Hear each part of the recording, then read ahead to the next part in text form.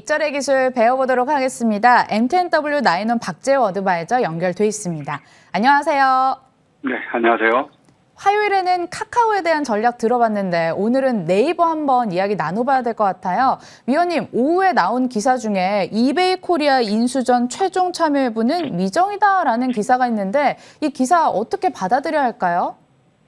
자, 일단 저도 그 해당 내용에 대해서 좀 확인을 하였었고, 그리고 그에 앞서서 여러 원고를 좀 보내드리면서 좀 고민을 했던 부분들이 있습니다.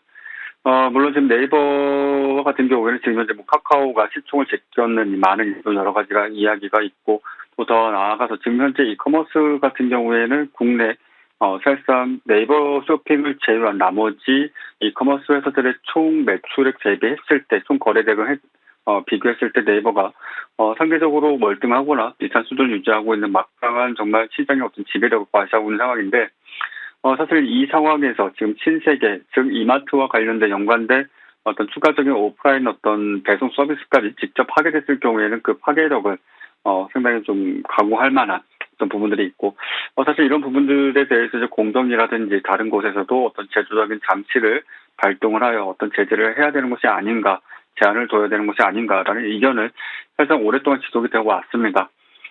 물론 이제 그와 관련된 이슈가 지금 앞서 나왔던 기사대로라면, 지금 현재 인수전에서 발을 좀 뺐을 경우에 그에 대한 어떤 시장은 조금은 아쉬운, 악재로서의 어떤 반응은 될 수는 있겠지만은, 지금 현재 온라인상에서 이루어지고 있는 이커머스의 어떤, 활발한 거래 대금을 놓고 보았을 때는, 사실상 지금 현재 이베이 코리아를 인수하지 않는다 할지라도, 그와 관련된 지분 수합이 없다 할지라도, 지금 현재 모멘텀만으로도 정고점대를 한 번쯤은 돌파해 줄 수 있는 가능성이 있다라고 말씀을 드리겠고, 어찌 본다면 그것이 시장의 악재로서 반응이 되어서 네이버의 주가를 좀 끌어내리는 상황이 좀 발생한다라면은 그것 자체가 충분히 어떤 조정과 눌림을 기대한 이후에 어떤 적절한 가격대를 좀 찾아가는, 즉 예를 든다면 한 38만 원 이하권, 37만 5천 원 이상 가격, 이 가격대에서 한 번쯤은 시도해 볼 수 있는 가격이 될 것이고, 그것이 사실 무근에 말 그대로 이베이 코리아 인수를 위한 총력전을 기울이게 된다면 충분히 정고점을 돌파할 가능성을 좀 열어둬야 되지 않을까. 그리고 그 이후에 이커머스 시장의 사실상 절대 강자로서 추가적인 어떤 매출 확대에 대한 기대감, 실적 증가에 대한 기대감을 갖고 봐야 되지 않겠는가라는 관점에서 좀 설명드릴 수가 있겠습니다. 맞습니다. 노이즈보다 본업의 성장성에 더 주목하자는 관점이신 것 같습니다. 이렇게 주가 흔들릴 때 오히려 38만 원 아래 자리에서는 매수 직진도 괜찮을 것 같다라고 의견 주셨고요. 이번에는 연합군 신세계에 대한 의견도 한번 들어볼게요. 오늘 풍문이긴 하지만 휴젤 인수설도 있었고 이베이 코리아를 인수하려면 결국 조 단위의 자금이 필요하다고 해서 자금이 막대해서 주가 올라가는 것도 무거워지지 않을까 싶어서 어떻게 보세요? 자, 일단 지금 현재 휴젤과 관련된 이슈가 상당히 좀 시장이 좀 부각이 되었고, 또 그에 따라서 주가 하락을 좀 일으키는 데 주 작용을 하지 않았나 싶습니다. 약 한 2조 원가량의 어떤 자금 좀 필요하고, 또 그것이 집행되는 부분들이 있어서, 지금 현재 신세계의 시가총액이 약 한 3조 원을 기준으로 했을 때, 물론 다 계열사들 다 포함을 해야 되겠지만은, 일단 조금 부담이 되는 영역이 아닌가라는 생각을 좀 가져볼 필요가 있겠고, 지금 현재 가격 기준 놓고 봤을 때는 사실상 오늘의 저점, 오늘의 종가를 기준으로 했을 때 추가적인 하락세가 발생을 하게 된다면 최종적으로 27만 원대까지 어떤 추가적인 조정, 하락에 대한 가능성을 좀 열어둬야 될 것입니다.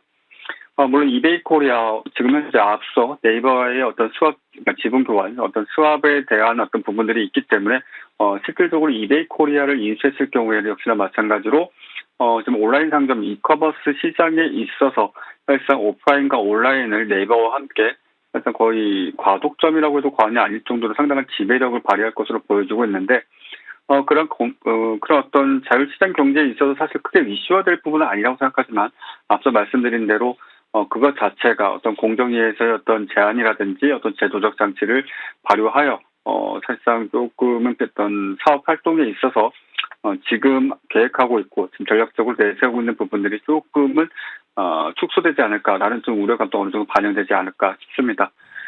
지금 현재 수급적으로는 상당히 좀 아쉬운 부분인데, 달리 생각해 본다면 저점 대비했을 때 상당히 좀 큰 폭의 상승세를 좀 보여왔었고, 고점권에서의 시중 물량도 상당히 좀 가득 차 있었습니다. 다행스럽게도 최근 며칠간의 어떤 흐름을 놓고 보았을 때 신용 물량도 상당히 좀 소화가 되면서 오늘 살짝 통매급의 어떤 하락세를 좀 보여줬는데 최종적으로 29만 원대 오늘 종가 기준으로 가격을 지켜주지 못한다라면 추가적인 하락에 대한 가능성을 열어두고 일부 비중을 줄이시거나 사실상 포지션 자체를 좀 청산을 하셔야 될 것이고 지켜주게 된다라면 기술적 반등 정도 좀 기대해 볼 수 있는 구간이 좀 나오지 않을까라고 정리해 드리도록 하겠습니다. 같은 연합군인데 의견이 갈리네요. 다음 OCI 봐야 될 것 같은데 의견 좀 짧게 해주시면 좋을 것 같고요.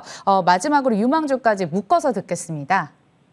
네, 일단 OCI 같은 경우에는 상당히 좀 좋게 긍정적으로 보여지는 분들도 많습니다. 물론 폴리실리콘과 관련된 부분들이 앞으로 어떤 그린 뉴딜, 즉 어떤 그린 에너지에 대한 어떤 수요 폭발로 인한 어떤 증가세를 좀 보여주지 않을까라는 기대감을 상당히 많은 분들이 갖고 계시는데 어쨌거나 투자에 있어서 어떤 비추세 구간 내에 있어서 손실을 감내하면서 보유한다라는 것을 물론 먼 훗날 언젠가 주가가 반등을 해줄 테니까 기다리시는 경우야 많겠으나 일단 지금 현재 구간 내에서는 포지션을 비중을 좀 줄이면서 오히려 더 싸게 살 수 있는 기회를 좀 노리시거나 일단 수익이시라면 수익을 어느 정도 좀 챙겨놓고 관망하시는 것이 좋겠고 바로 이어서 오늘의 관심주를 한 가지 더 이제 말씀을 드리도록 하겠습니다.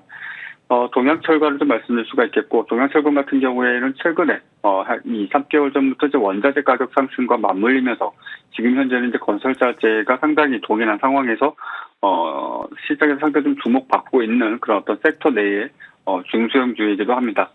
현재 가격은 1,855원인데, 실질적으로 동종목 최근 며칠간은 철근과 관련된 어떤 가격 인상, 즉 과거 연초 대비했을 때 약 한 2배에서 많게는 한 3배 정도, 그리고 그 역시 마찬가지로 가공비까지 인상되면서 그런 상황들이 당분간 좀 지속될 가능성이 매우 커지고 있습니다. 그러다 보니 시장에서 어떤 그와 관련된 이슈로서 상당히 좀 주목을 받고 있는데 이 부분에서 일단 좀 관심 있게 보도록 하고 시간 관계상 바로 가격 전략으로 말씀을 드리도록 하겠습니다.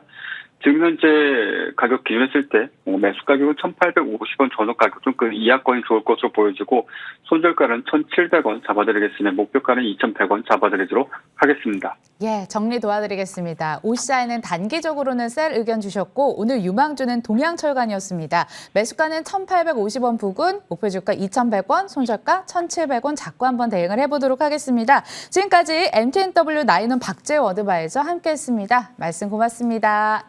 네, 감사합니다. 네, 이런 날도 있고 저런 날도 있겠죠. 오늘은 지수가 좀 쉬어갔지만 그래도 FOMC 회의 이후 방향성 좀 더 뚜렷해질 시장을 기대해보면서 전략 앞으로 더 세워드릴 테니까 내일까지 함께해 주시길 바라겠습니다. 시청해주신 여러분 고맙습니다.